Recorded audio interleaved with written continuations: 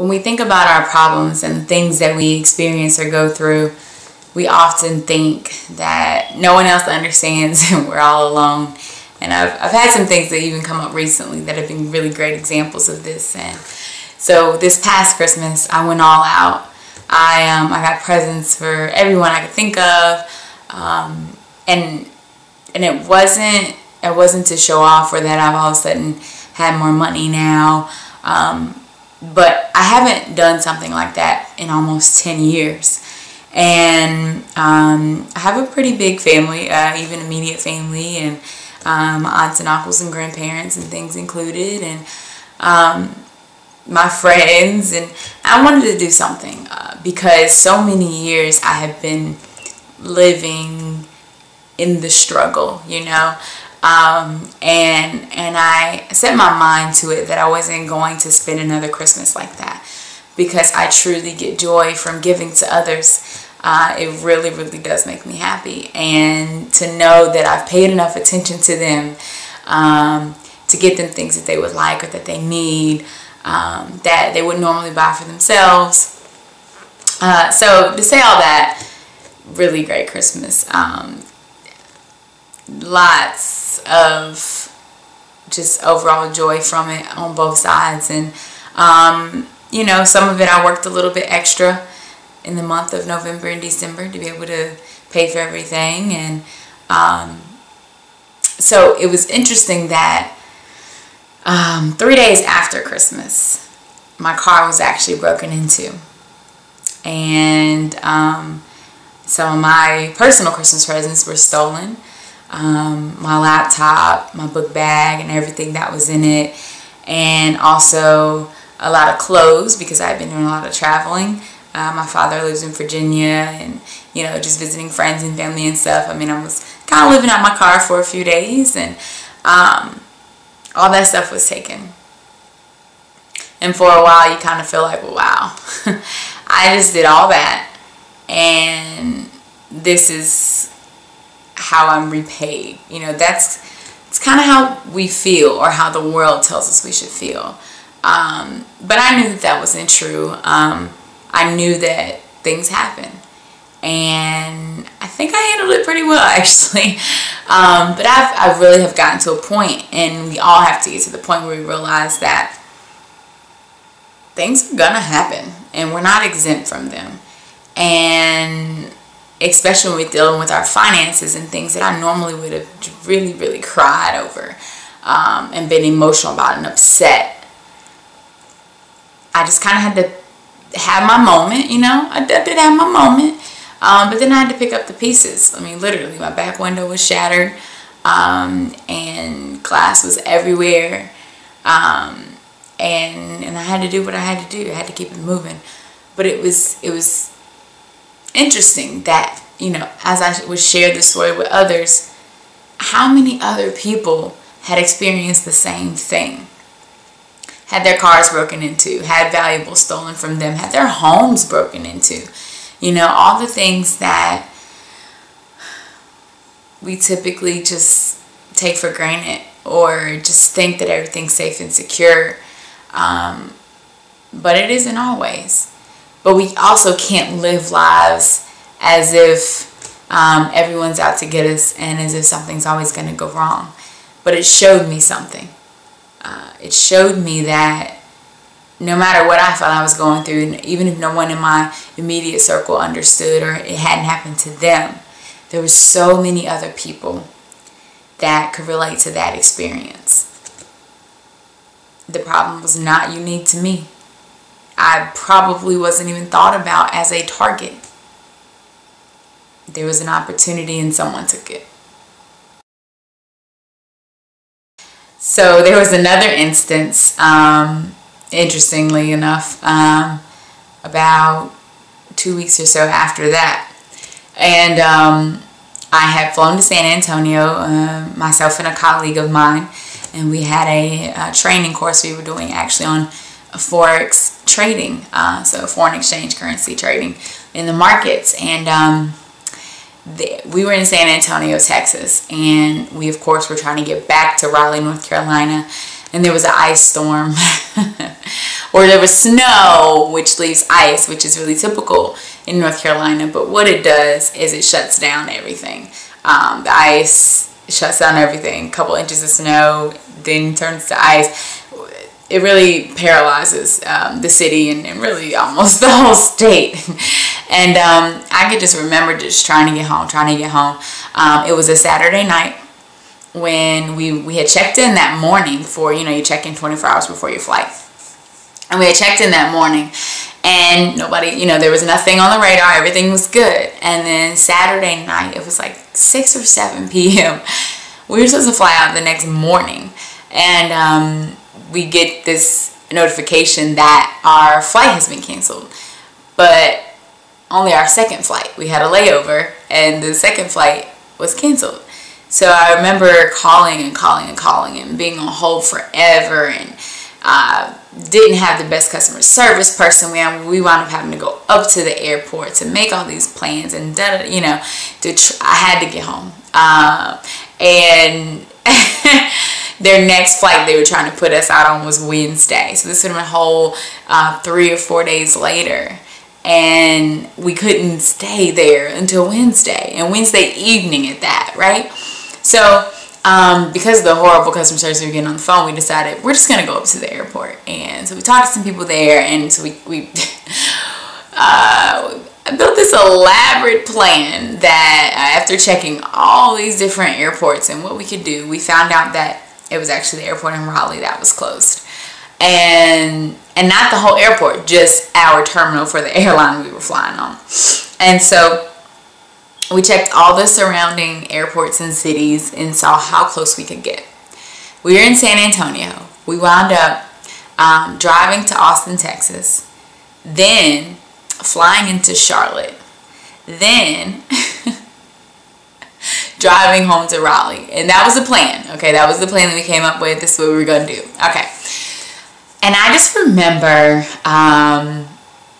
being in the Austin airport, and we had a layover in Nashville. And my colleague was like, you know what? I bet there's plenty of people, trying to get to Raleigh. And, she had been saying it since that morning. And she was just like, I bet there's plenty of people. And me just in my own just kind of thoughts and just angry and upset and just ready to get home. I'm like, no, it's just us. Like, we're stranded. And, what was me kind of, but like, I'm going to get home. I'm going to fight to get home. We're going to make a plan. We're going to come up with this thing, da-da-da. And I just remember being in that Nashville airport. So we're on our second flight that's going to be taking us into Charlotte, and talking about it. And the people in front of us, as we're sitting in the airport, are like, are you guys trying to get to Raleigh? So we start with this whole conversation, and they're trying to get to Raleigh. And then there's 2 people behind us, and they're trying to get to Raleigh. And then there's, 3 or 4 people on that side, and they're trying to get to Raleigh. And I just, it hit me. I mean, my colleague had said it. She was like, I bet there's other people. And we wound up actually befriending several people in this airport and riding to Raleigh airport together from Charlotte airport to get home that night. And so I can just remember thinking that, I really thought it was just us. We were just stranded. Nobody understood. My family back home was irritating me. Nobody wanted to help me get home. I just wanted to get home, and everybody was like, be safe. It's icy. And I'm like, I don't care. I want to get home. Thinking, nobody understands. And here we are in this Nashville airport, almost flying into North Carolina, and there's probably at least, after talking about it and kind of, talking to other people around, I think almost that whole plane was trying to get to Raleigh, minus a handful of people. Literally everybody was trying to get to Raleigh. And it made me look at some things differently. It made me think about it a little bit differently. My problems aren't unique. There are people who understand. There are people who've been where I've been. There are people who are where I am. And sometimes when you're trying to do this thing on your own, or you're analyzing your financial situation, or you're trying to grow your business, you really think nobody else understands. And especially as a woman, and you're always trying to help and nurture other people. You're always, seeing the best in others, and you do anything for everyone else. But you don't always employ those same tactics for yourself. And it's interesting because I think we have like this weird innate thing within us that kind of feels good when we think it's just our problem, that no one else understands us, and it gives us a way out. It gives us a reason to fail. It gives us a reason to give up. It gives us an excuse.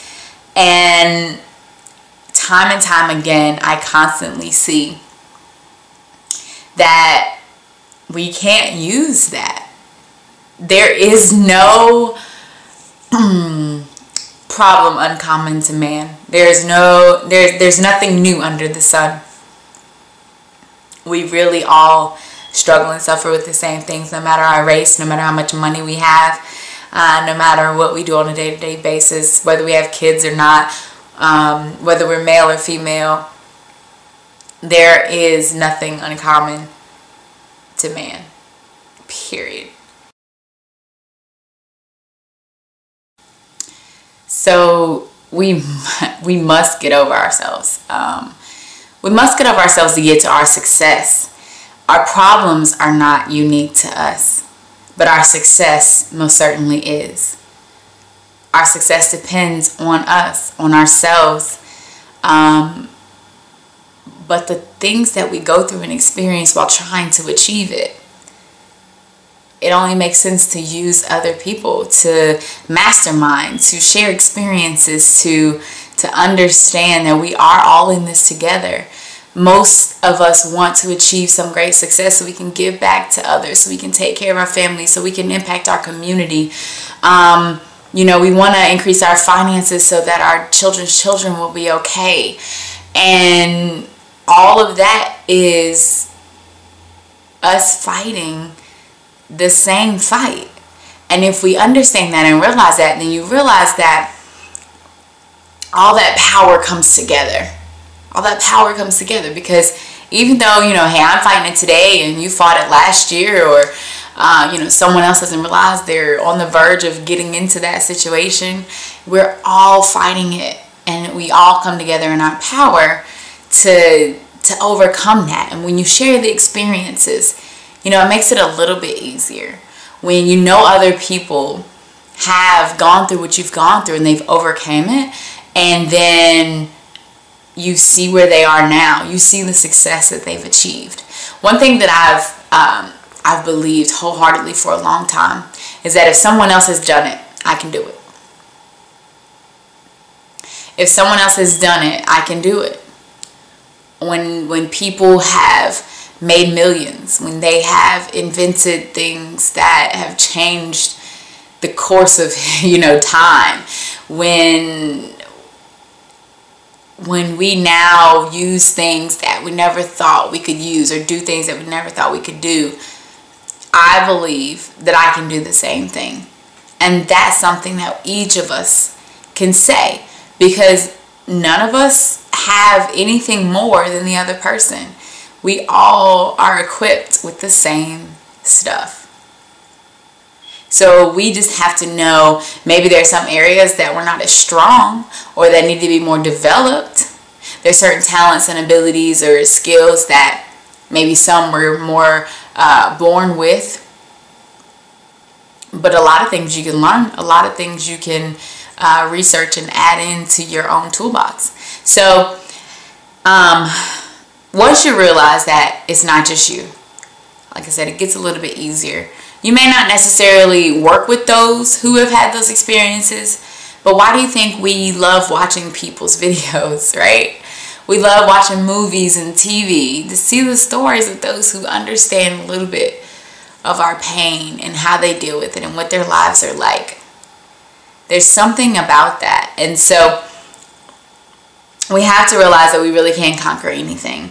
But it starts first with understanding that our problems aren't unique, and somebody has overcome it, and we need to go out there and figure out what we need to do. We are often told that knowledge is power, and that's wrong, and that's where most of us stop. We learn it, we research it, we read about it, we have great things, we think about it, we get visions about it, we can see all the things that we can make happen. But then we never do anything about it. So applied knowledge is power. That application, that action we take matters. And so once we can do that, then the sky is surely the limit.